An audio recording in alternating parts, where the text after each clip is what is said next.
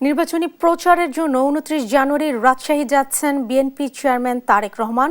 এ নিয়ে আরো জানাতে আমাদের সঙ্গে যুক্ত হচ্ছেন সহকর্মী কাজী শাহেদ। শাহেদ, তারেক রহমানের আগমনের প্রস্তুতি আপনি কেমন দেখছেন, কি বলছেন নেতাকর্মীরা, সার্বিক পরিস্থিতি জানান।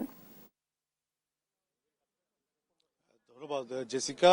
ইতিমধ্যেই রাজশাহীতে যে তারেক রহমানের আগমনকে ঘিরে যে জনসভাটি হবে, সেই ঐতিহাসিক মাদ্রাসা মাঠের যে প্রস্তুতি সেটি সম্পন্ন হয়েছে। মঞ্চ তৈরি এবং কর্মীরা যে পরিস্থিতিতে প্রবেশ করবেন সেগুলো একেবারে চিহ্নিত করা হয়েছে। তার আগের যে শেষ মুহূর্তের প্রস্তুতি সম্পর্কে এখানে বিএনপির সিনিয়র নেতারা সংবাদ সম্মেলন করছেন, তারা বক্তব্য রাখছেন। এখানে বিভাগীয় সাংগঠনিক সম্পাদক যিনি শাহীন শওকত, তিনি আছেন।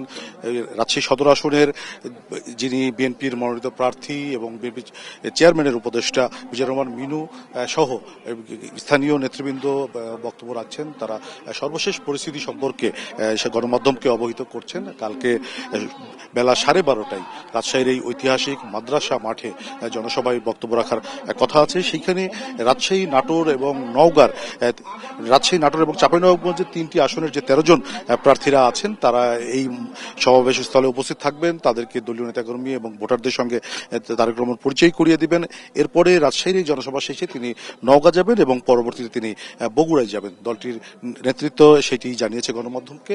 এখন পর্যন্ত আমরা যেটি দেখেছি যে তারেক রহমানের এই সমাবেশকে ঘিরে রাজশাহীর ঐতিহাসিক মাদ্রাসা মাঠের বিএনপির যে আয়োজন, সেটি একেবারে পুরোপুরি প্রস্তুত করা হয়েছে। মঞ্চ প্রস্তুত, গ্যালারিগুলো প্রস্তুত করা হয়েছে।